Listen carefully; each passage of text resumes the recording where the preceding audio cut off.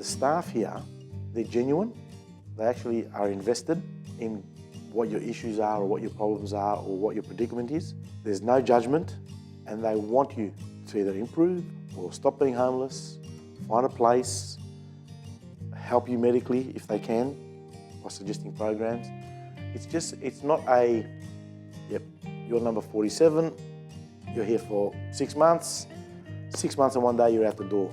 They are invested in your issues. People say, yeah, it's their job, but you know, a lot of people are very apathetic about their job anyway. So, yeah, I'd like to acknowledge a lot of the staff as well.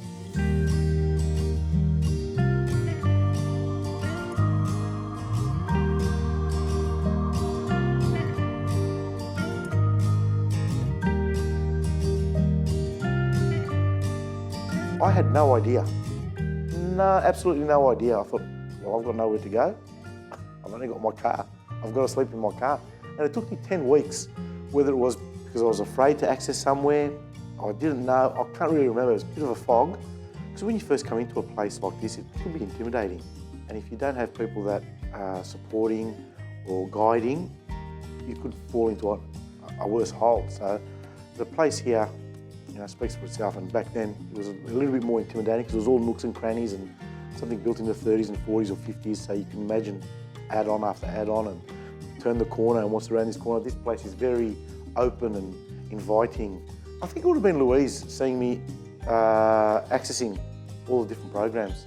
Maybe she saw something in me thinking that I was a good candidate for a client volunteer. And she said, look, I've got a shift at the community centre. Would you like to do a afternoon or a breakfast? I said, oh, look, I wouldn't mind doing a breakfast. And I went out and helped, and I thought, oh, geez, this feels good. And that's where it started. So you can blame Louise for that. Look, my version of Oz House is a safe place. There's a homeless resource centre, which is recently reopened after COVID. So you can come in, have a shower, you can have something to eat, even if you are still living on the street. You can have a shower, a hot meal. There is the nurse, there is a dentist here. There are services, so if you need some food or guidance for housing or home, Centrelink, come in here, so there's help that way. It's a one-stop shop, and the HRC says it, Homeless Resource Centre. So if you are homeless, you come here and you can access all of that. And if they don't have it here, they will guide you to somewhere you can do it. If there's 1,000 people here, there's 1,000 different journeys and 1,000 different reasons of why they are accessing this service. The horticulture was what always grounded me and connected me to my roots, I suppose. And letting people understand it and educating them and letting them know and supporting them on their journey or helping them find a journey through plants or nature is what our, the gardening program that we've started has become. It started off as being food self-sufficient, and then it was medicinal and food, and then therapeutic, whether it be just oxygenating plants, indoor plants, to help them sleep better, something like a herb to enhance their meal, something simple like rosemary or parsley or thyme, just that they're growing and it's very simple to use, and people nurturing something else gives them a purpose to nurture themselves. So if you've got something to nurture, I believe, and that helped me through my journey, if I was nurturing something, it gave me a purpose for tomorrow to nurture something else.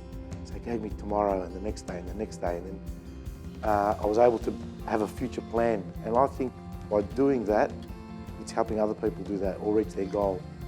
Or at the very worst, they'll learn something about plants. It actually helps me, even the volunteering, it helps. I get more out of it than I give.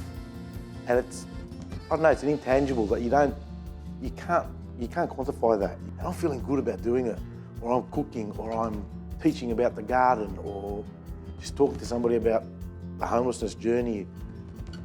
It's actually, if more people are aware of what's happening around them, not only in their immediate surroundings, then I think it's better for everyone.